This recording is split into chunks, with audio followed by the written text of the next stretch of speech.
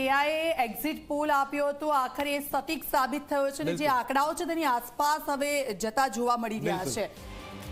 આ જેની ચર્ચા થઈ રહી છે એ એક્ઝિટ પોલ મીડિયા જગતમાં એક અલગ ચર્ચા થઈ રહી છે કે આ એક્ઝિટ પોલ ક્યાંથી આવ્યો। તો ઝી મીડિયાએ એ નસ પારખી હતી। શનિવારનો દિવસ તમને યાદ હોય તો આખા મીડિયાએ એક્ઝિટ પોલ કર્યો, પણ રવિવારના દિવસે ઝી મીડિયાએ અલગથી એ એક્ઝિટ પોલ કર્યો। એમાં જે આંકડા હતા એ બરાબર લોકો કહી રહ્યા છે કે તમારી પાસે એવું શું કોઈ જાદુઈ ચિરાગ અચાનક ક્યાંથી આવી ગયો? જાદુઈ ચિરાગ નહોતો, આ એઆઈનો એક્ઝિટ પોલ હતો ને એમાં 10 કરોડ જે સેમ્પલ સાઇઝ હતી એ 10 કરોડ હતી। આ બહુ મોટી સેમ્પલ સાઇઝ કહી શકાય।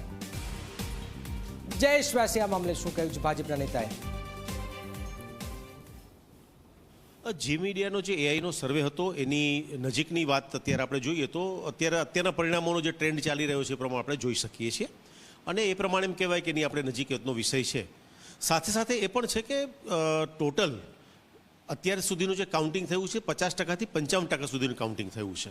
એટલે એ જે ટોટલ ટેલી છે એ પરિણામ આવતા સુધીમાં ભારતીય જનતા પક્ષની ટેલી ટોટલ આગળ વધી શકે છે એવું અમે સ્પષ્ટ રીતે માનીએ છીએ।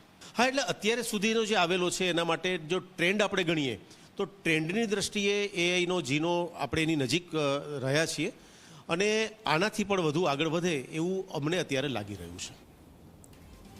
તો ઝી મીડિયાનો આ એઆઈ એક્ઝિટ પોલ જે સટીક સૌથી સાબિત થયો છે, ત્યારે યુથનું આ અંગે શું કહેવું છે આવો સાંભળી લઈએ તેમને પણ।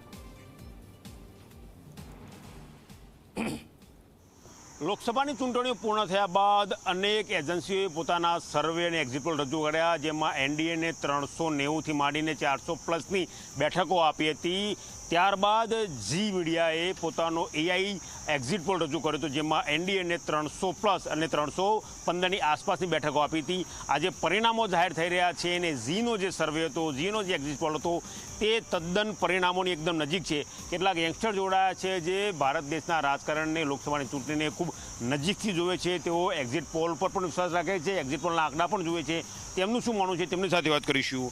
સૌથી પહેલાં તમારું નામ જણાવો। મારું નામ શાહ જીગર છે। જીગરભાઈ, લોકસભાની ચૂંટણીઓ પૂરી થઈ, અલગ અલગ એજન્સીઓએ સર્વે પણ રજૂ કર્યા, ઝી મીડિયાએ પણ સર્વે રજૂ કર્યો, તો શું અંતર લાગ્યું? બીજી ચેનલોની સરખામણીમાં G24 એ બહુ જ નજીક છે। જે એમણે 300ની આસપાસ કીધું હતું તે ઓલમોસ્ટ નજીક કહી શકાય અને બીજી જે ચેનલની સરખામણીમાં બહુ જ નજીક છે અને બીજી ચેનલોએ 400, 350+ આપ્યું હતું, જ્યારે જી 315થી 305 સુધી આપ્યું હતું, જે ખૂબ જ નજીક કહેવાય અને કદાચ માનો આટલો ટાર્ગેટ અચીવ પણ થઈ જશે। બધી જે અલગ અલગ એજન્સીઓએ સર્વે આપ્યો હતો એ પ્રમાણે જીનો એકદમ નજીક છે, કેમ કે કોઈ કીધું 300થી અપ જશે, 400 પાર થશે, પણ જીએ જે સર્વે આપ્યો હતો કે 300થી 315ની આજુબાજુ, તો હાલ એ પ્રમાણે પરિણામ ચાલી રહ્યું છે। જી સર્વે જે આપણે આપ્યો હતો જીએ, એ અત્યારે જે પ્રમાણેના પરિણામ આવી રહ્યા છે એ પ્રમાણેનો તદ્દન નજીક જઈ રહ્યા હોય એ પ્રકારનો સર્વે કહી શકાય। અને બીજી બધી ચેનલોએ જે આપ્યો હતો એની કરતાં જે જીએ સર્વે આપ્યો હતો એ લગભગ એના નજીકમાં આવી રહ્યો છે। 305, 315 પ્રમાણે આંકડો જોયો છે જીના સર્વે પ્રમાણે। બીજા સર્વે પણ હતા ઘણા બધા? બીજા સર્વે પ્રમાણે પણ આ G24નો અમે જોયો, 305, 315 સુધી જોયો અમે સવારે।